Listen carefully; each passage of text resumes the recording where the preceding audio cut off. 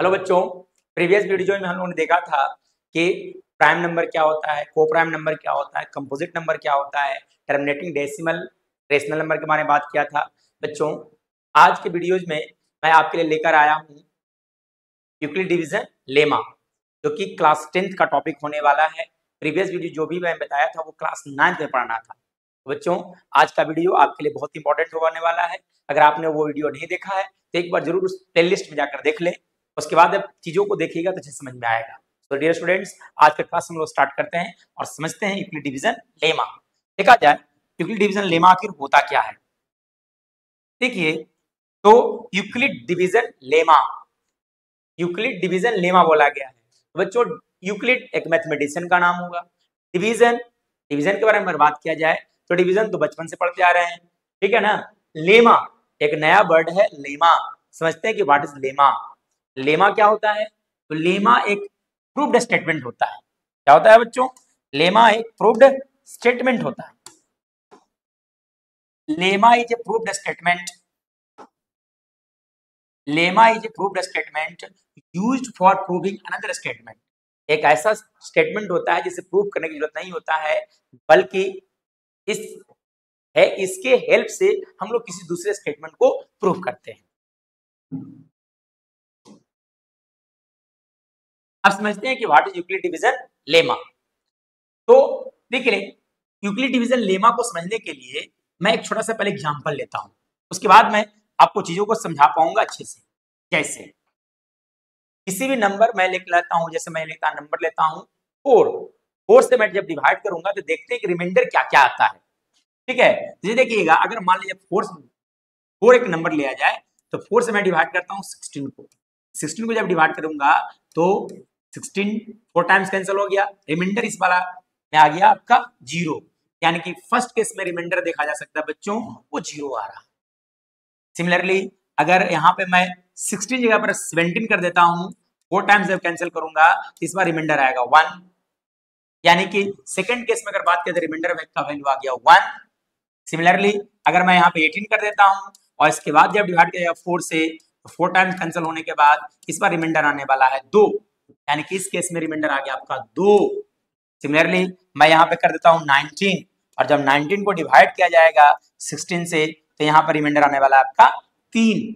और जैसे ही मैं यहाँ पर 20 लिख दूंगा, मैं यहाँ पर 20 लिख देता हूँ, तो 20 लिखने के बाद इस बार फिर से रिमाइंडर आ जाएगा 0। यानी कि प्रोसेस फिर से रिपीट होने लगा, 0 आएगा, फिर 1, फिर 2, फिर 3। मतलब यह देखा जा सकता है कि रिमाइंडर बार बार रिपीट करता है, रिमाइंडर का वैल्यू बदल नहीं रहा है, बल्कि जो रिमाइंडर है वही बार बार रिपीट कर रहा है। ठीक है, मतलब जब किसी भी नंबर को 4 से डिवाइड किया जाएगा, if you divide any number by 4, then what are the possibility of reminder to come. मतलब रिमाइंडर आने का क्या क्या चांसेस बनता है। तो 4 से जब डिवाइड किया है तो रिमाइंडर 0 होगा, 1 हो सकता है, 2 हो सकता है, 3 हो सकता है, कदापि 4 नहीं होगा, 5 नहीं होगा, 4 से छोटा नंबर होगा। ठीक है, 4 से डिवाइड करने पर, मतलब 4 से डिवाइड करने पर रिमाइंडर का वैल्यू जो होगा वो 0 से बड़ा आएगा और 4 से छोटा होगा, मतलब 0 से 3 तक होगा। यदि मैं 5 से डिवाइड कर दूंगा, इसका मतलब कंफर्मली कहा जा सकता है रिमाइंडर 0 होगा, 1, 2, 3, 4 आएगा। 6 से डिवाइड करने पर रिमाइंडर क्या आएगा? तो हर एक बच्चा बोल सकता है कि सर 0 होगा, 1 होने वाला है, 2 होने वाला है, 3 होने वाला है, 4 होगा और 5 होगा। 6 से डिवाइड करने पर 0 से 5 तक आएगा, 10 से डिवाइड करोगे तो 0 से 9 तक नंबर आएगा। अगर ये बात समझ में आ गया है तो यूक्लिड डिवीजन कुछ भी, डिवीजन लेमा कुछ भी नहीं है। ये देखिए, आप लोगों ने बचपन में एक और छोटी सी बात पढ़े होंगे कि 4 से मैंने डिवाइड किया था, मान लेता हूं 17 को, तो 17 को जब डिवाइड करते हैं 4 टाइम्स कैंसल आउट हो जाता है और यहाँ 16 यहाँ बच जाता है आपका 1। तो यहां देखा जाए तो 17 इक्वल टू लिखा जा सकता है 4 इंटू 4 प्लस 1 लिखा जा सकता है। यूक्लिड डिवीजन लेमा कुछ भी नहीं है, यूक्लिड डिवीजन लेमा यही बात है। क्या होता है? अब हम लोग जानते हैं कि बचपन में पढ़े होंगे कि यहाँ इस 4 को हम लोग बोलते हैं डिवीजर। ठीक है, डिवाइड करने वाला। ये 17 जो देख रहे हैं इसको हम लोग बोलते हैं डिवाइडेंड, और ये 4 जो देख रहे हैं इसको हम लोग बोलते हैं क्वोशेंट, और ये 1 जो देख रहे हो इसे हम लोग बोलते हैं रिमाइंडर।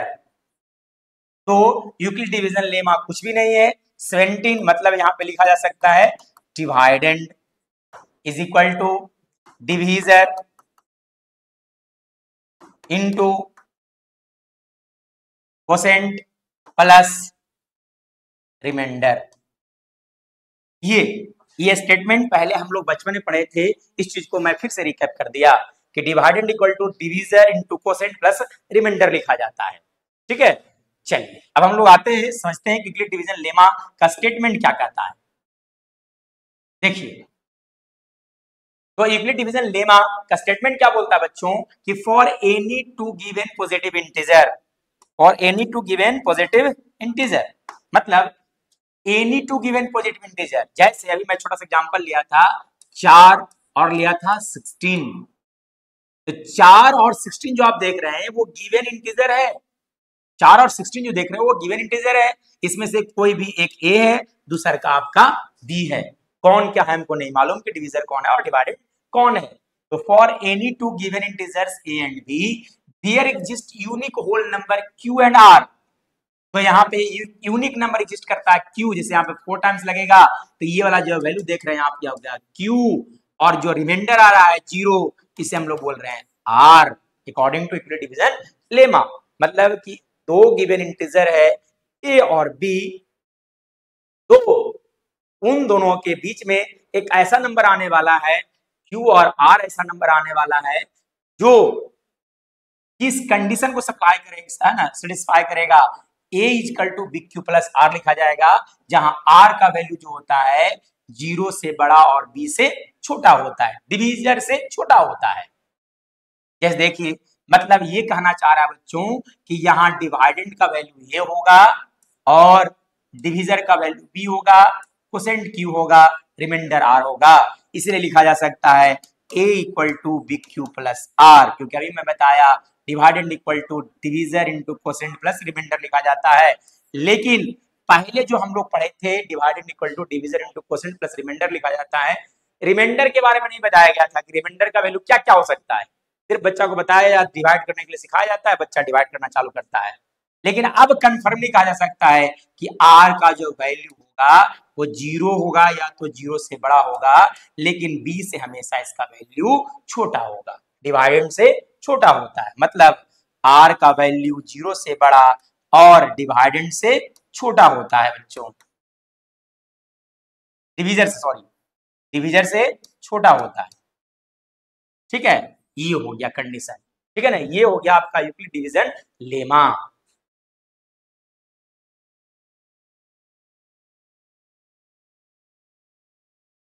अब देखा जाए, देखिए ये कंफर्म यहाँ पे बोला गया है कि जहां पर ए को हम लोग क्या बोलते हैं बच्चों, डिवाइडेंड बोलते हैं, बी को क्या बोला जाता है, डिवीजर बोलते हैं, क्यू को क्या बोलते हैं, क्वोशेंट, आर को क्या बोला जाता है, रिमाइंडर।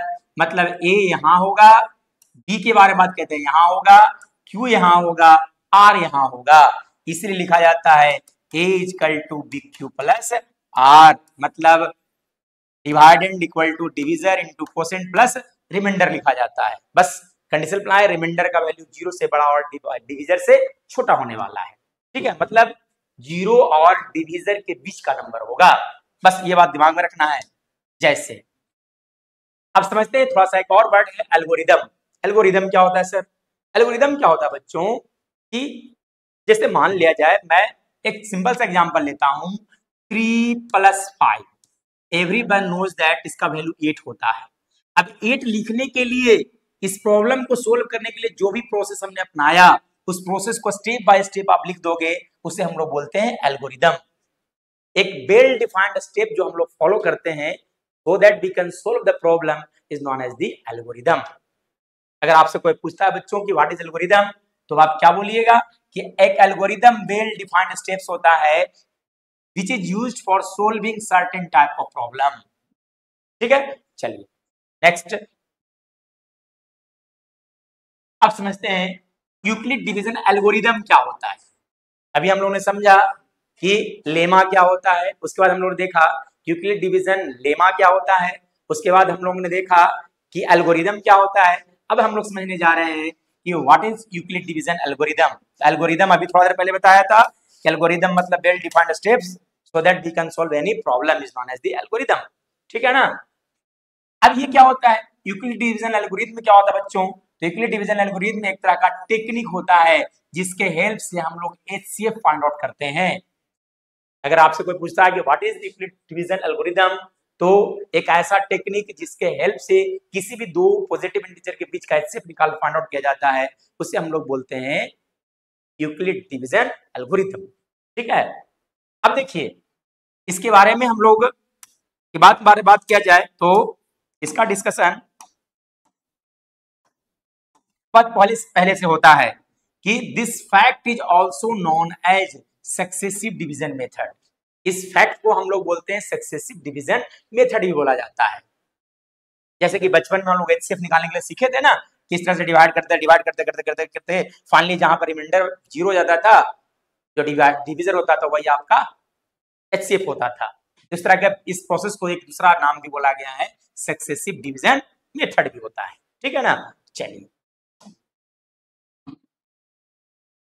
है ना, अब हम लोग समझते हैं, देखिए how can we find the HCF of two given number by Euclid division algorithm. मतलब अब मैं आपको यह सिखाने जा रहा हूं कि अगर दो पॉजिटिव इंटीजर दिया गया है तो एचसीएफ कैसे हम लोग फाइंड आउट करते हैं।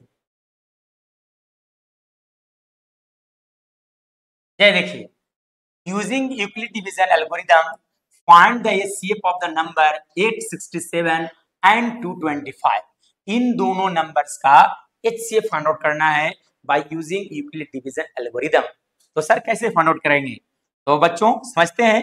तो इससे हम लोग पहले समझते हैं जो आपने बचपन से पढ़ करके आया है, पहले भी आप लोगों ने पढ़ा होगा इस चीज को, ठीक है ना। तो सक्सेसिव डिवीजन मेथड जो आप लोगों ने पहले पढ़ा था, डिवीजन मेथड, ठीक है ना। तो सक्सेसिव डिवीजन मेथड्स के बारे में बात किया जाए तो क्या करना होता है सक्सेसिव डिवीजन मेथड में, कि जो छोटा नंबर है उसे हम लोग बनाते हैं डिवीजर। तो छोटा नंबर देखिए कौन सा है 225, 225 को हम लोग बना लेंगे डिवीजर। जो बड़ा नंबर है उसे हम लोग को बना लेना है आपका डिवाइडेंड, ठीक है। अब आप डिवाइड कर लीजिए, तो डिवाइड कीजिएगा 3 टाइम्स लगेगा, 3 टाइम्स लगेगा तो 75 और यहाँ पे हो गया 6, है ना। यहाँ पे कैंसिल आउट करोगे तो देखिए 2 बच गया, ठीक है। और यहाँ अगर बात किया जाता है 9 हो गया, और यहाँ पर अगर बात किया जाए तो 1 हो गया, ठीक है। अब यहाँ पर लिख देते 225, ठीक है ना। बड़ा नंबर को हमेशा डिवाइडेड बनाते चले जाना है, ठीक है। चलिए तो 1 टाइम्स कैंसिल आउट हो गया, 192 हो गया, ठीक है ना। यहाँ पे 3 लिखा जा सकता है, यहाँ पे 3 हो गया। चलिए यहाँ पे लिख देता हूँ मैं 192। बड़ा नंबर को हमेशा डिवाइडेड बनाते चला जाना है, यानी कि कितने टाइम्स लगने वाला है, तो देखा जाए 5 टाइम्स, ठीक है। यहाँ पे आ गया 165, यहाँ कैंसिल होने के बाद 7 और यहाँ पे आपका बच गया 2, 27 रह गया, 33 1 टाइम्स लगेगा 6 हो गया, यहाँ 27 लिखा जा सकता है 4 टाइम्स बच्चों, 24 यहाँ बच गया 3, ठीक है ना। 6 यहाँ 2 बार लगेगा 6, रिमाइंडर आ गया 0। जैसे ही रिमाइंडर 0 आ जाएगा तो प्रोसेस रुक जाएगा, यानी कि कहा जा सकता है कि HCF of 225 and 867 is how much 3। यहाँ पर एचसीएफ है ना, रिमाइंडर जहां पर 0 हो जाएगा बच्चों, उसी का डिवीजर का वैल्यू जो होता है वही एचसीएफ होता है, यानी कि HCF of this 2 number is 3 here, ठीक है। अब हम लोग समझते हैं कि सर लेकिन हमारा टॉपिक जो है वो देखो यूक्लिड डिवीजन एल्गोरिथम लिखा गया, तो कैसे बनाएंगे यूक्लिड डिवीजन एल्गोरिथम से। तो देखिएगा अगर मैं बात करूं यूक्लिड डिवीजन एल्गोरिथम, ठीक है ना। तो देखिए क्या करना है, आपको कुछ नहीं करना है, जो बड़ा नंबर है उसे मैं बोला अभी डिवाइडेंड बोला, तो पहले आपको लिख देना है यहाँ पे डिवाइडेंड। स्टेप 1 में लिखेंगे 867 इक्वल टू लिखा जाएगा 225 इंटू हो जाएगा 3, यानी कि लिख सकते हैं बच्चों 225 इंटू 3 प्लस रिमाइंडर देखा जाए कितना बच गया था 192, इसलिए यहाँ पे लिखा जाएगा आपका 192 हो जाएगा। अगला देखा जाए, देखो यहाँ फिर से डिवाइडेंड को लिखना है, तो डिवाइडेंड कितना है देखा जाए 225, तो यहाँ पे लिखा जा सकता है 225 equal to 192 into 1 plus remainder that is 33 year. Similarly अगला स्टेप में अगर मैं बात करूं तो अगला स्टेप में देखिए कितना हो गया आपका 192, तो हाँ ना 192 इक्वल टू लिखा जाएगा, ठीक है ना। तो लिख सकते हैं अगला स्टेप में 192 इक्वल टू लिखा जा सकता है 33 इंटू 5 प्लस 27 हो जाएगा। अगला स्टेप में देखा जाए फोर्थ स्टेप, तो फोर्थ स्टेप में देखिए 33 यानी कि यहां लिखा जा सकता है 33 equal to 27 into 1 plus 6। Now fifth step, fifth step मतलब कि हम लोग कहां पर आ चुके हैं 20 है ना 33 वाला पर यहां पर आ चुके हैं। 27 के लिए बात किया जाए तो 27 इक्वल टू लिखा जा सकता है बच्चों 6 इंटू 4 प्लस 3 लिखा जा सकता है। नाउ छठा और लास्ट स्टेप लिखा जा सकता है that is 6 equal to 3 into 2 plus 0। जैसा ही रिमाइंडर का वैल्यू 0 आ जाएगा यानी कि HCF हमारा ये होगा, यानी कि कहा जा सकता है कि HCF ऑफ, ठीक है ना, 225 एंड 867 इज 3। ये जो मेथड हम लोग लिख देंगे स्टेप बाय स्टेप। आपको क्या करना है एग्जाम में, ये वर्क होगा आपका रफ, ठीक है ना, कॉपी के पीछे में कर लेना है और वहां से कॉपी पेस्ट करते चले जाना है। Step 1 step 2 step 3 step 4 step 5 इस तरह से लिखते चले जाएंगे, जहां पर फाइनली रिमाइंडर 0 आ जाएगा, है ना, उसी के जो डिवीजर होगा उसी को हम लोग बोल देंगे HCF, यानी कि HCF कितना होगा बच्चों 3 हो गया। देखिए एक शॉर्टकट तरीका है जिससे फटाफट लिखा जा सकता है, बहुत प्रोसेस फास्ट होने वाला है। हमेशा बड़ा नंबर को यहाँ पे रखना है, बड़ा नंबर को हमेशा यहाँ रखना है। 225 इंटू 3 प्लस 192 हो गया। अब देखिए इन दोनों में से जो बड़ा नंबर है, इन दोनों से बड़ा नंबर कौन सा है 225 को यहाँ पे रख देना है, ठीक है। जो बड़ा नंबर है उसे हमेशा बनाते जाना है आपका डिवाइडेंट। अब देखिए यहाँ पे इन दोनों में देखो कौन बड़ा नंबर है 192 का स्टेप 3 में यहाँ पे रख देना है। फिर से देखिए इन दोनों में से देखो कौन बड़ा नंबर है 33, तो 33 को यहाँ पे रख देना है। जो बड़ा नंबर है उसको यहाँ पे रखते चले जाना है। दोनों में से बड़ा नंबर कौन सा है, ये तो यहाँ पे रख देना है, ठीक है ना। फाइनली इस तरह से लिखेंगे तो आंसर हमारा आ जाएगा, ठीक है। तो ये हो गया है ना HCF by using Euclid division algorithm.